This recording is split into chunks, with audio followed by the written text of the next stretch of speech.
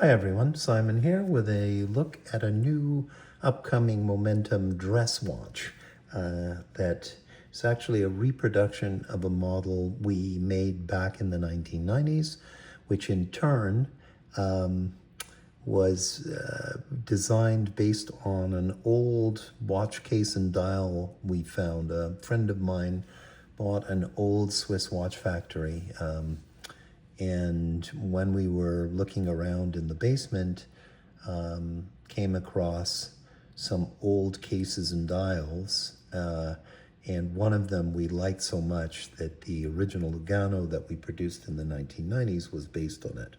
It had a couple of things that were very, very interesting to it.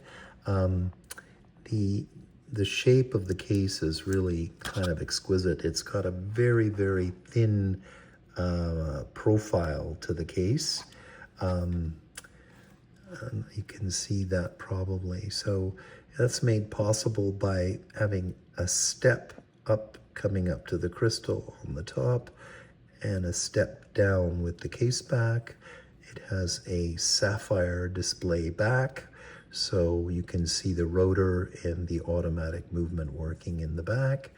It has a very special double dome sapphire crystal. That kind of adds quite a lot to the expense, but it makes it optically really good. You can see that even if you look at it from quite an angle, there's only minimal distortion, and that's quite a bubble on that double dome sapphire crystal. The dial itself is also curved.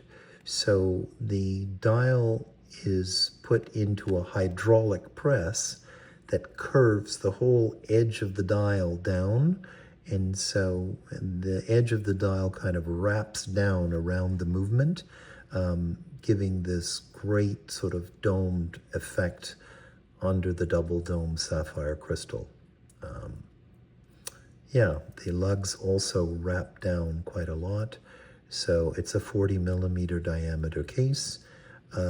It looks pretty good with the large dial opening on a larger wrist, like my wrist is 7.5 inches, and it looks pretty good on that. But it also looks good on smaller wrists because it sits so slim to the wrist. One of the things we kind of always like to do is we want our watches to be as robust and durable as possible, and we're known for our waterproof watches. So although this is a dress watch and it's a bit unusual to do it, we added a screw down locking crown. So the crown on this is a screw crown. You'll see there. This screw crown means that we can ensure, this is a hacking movement, so you'll see the second hand stopped, but I push it in and screw it back down, and it allows it to give really reliable 100 meter, 330 foot water resistant rating. The dial also has some very interesting texturing. So you'll see there's one texture around the edge of the dial and a subtly different texture in the center of the dial. So that's really it. That's the new Lugano 1955 Automatic. We have this version, which is stainless steel. The hands are faceted and diamond cut in a sort of really nice triangular retro shape. We couldn't do blue-black heat-treated steel hands because that's only possible with flat hands, and we didn't want to put plain flat hands on it.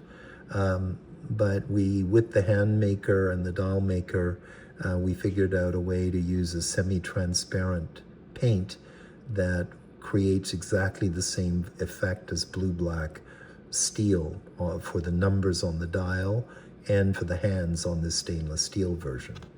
The bands it's an Italian leather, it's a crocodile grain on calfskin, and has a beautiful, soft, water-resistant leather lining, and is quick click for easy band changes. It also comes, so that's the stainless steel version, sorry, Just put that back up for you to see. And it also comes in a rose gold version. So there's the rose gold version, all the same sort of features, except the hands on this are rose gold and the numbers on the dial are rose gold. The dials are all the same kind of, I like to call it an antique silver color. So it's got maybe a slight goldish tone to it, but it's a really nice classic kind of vintage style dial, and goes really nicely with this display back and automatic movement. The crocodile grain bands come in black, very classic, and I'm sure that will be very popular. They also come in a very dark brown color, which looks almost black.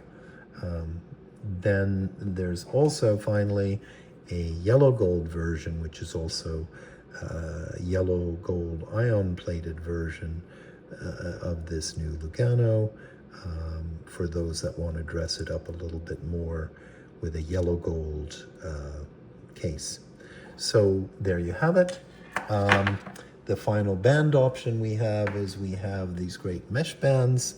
They're also quick click for easy adjustment, and you can just hit the trigger like this. They have a deployant clasp and very easy adjustment. The second side of the clasp is actually a clamp that you just swing up, and then you'll see there's a groove on the back of the clasp and ridges in the back of the steel mesh.